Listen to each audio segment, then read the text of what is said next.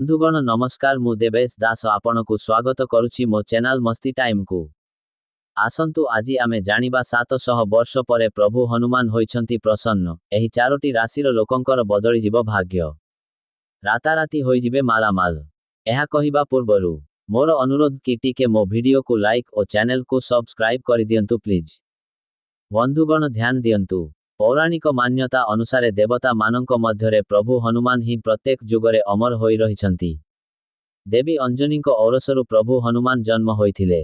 कुहाजाए कि प्रभु हनुमान जन्म हेबा परे तांको बाल्य कालरे से थरे सकाळु सूर्यंकु लाल रंगर देखि तांको भारी जोर भोक लागिला ओ से सूर्यंकु आकाश फल भाबिले एवं से आकाशकु उड़ी गले ओ सूर्यंकु लाल हेबार देखि तांको फल भाबरे गिड़ी पकाइले।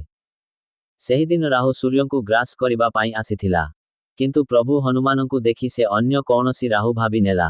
तापरे देवतांको राजा इंद्र प्रभु हनुमानंको उपरे वज्र प्रहार कले ओ वज्र प्रहार तांकर हनु हाड़रे बाजिबारु से चेता हरेई तळे पड़िले ओ सेही दिन ठारु हनुमान नाम आजि पर्यंत प्रसिद्ध अटे।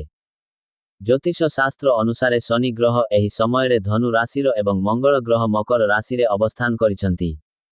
आपनंकु कहि रखुछु कि शनि ग्रह ओ मंगल ग्रहर संयोग 700 वर्ष परे बहुत शुभ हेबाकु जाउछि। जहा द्वारा चारोटी राशिर लोकंक भाग्य बदलिबाकु जाउछि। एमानंक जीवन सुख शांतिरे भरी जीव एवं आर्थिक लाभ प्राप्त हेबो। तेबे आसंतु सेही चारोटी राशिर लोकंक विषयरे विस्तार रूपरे जानिबा। मिथुन राशि। एही राशिर लोके बहुत प्रभावी एवं कोमल हृदयर होइथांती। एमाने सबु संपर्ककु सुदृढ़ रखिथांती। व्यवसाय क्षेत्र रे एमाने लाभ प्राप्त करिवे। आपनंकु निज सकारात्मक गुण प्रदर्शन करिबा उचित। कौनसी स्थान रे निवेश करिबा पूर्वरु भल भाबरे विचार करिबा आवश्यक। घरर आर्थिक संकट दूर होइजिबो। सिंह राशि।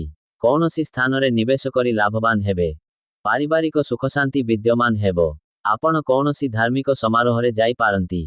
ध्यान रखंतु कि आवश्यकता ठारू अधिक खर्च करिबा द्वारा आपनंक बजेट बिगिड़ी जाई पारे। घरे कौनसी लोकंकर स्वास्थ्य उपरे खराब प्रभाव पड़ी पारे। बाहर लोके आपनंक परिवार भितरे हस्तक्षेप न करिबा पाई ध्यान दियंतु।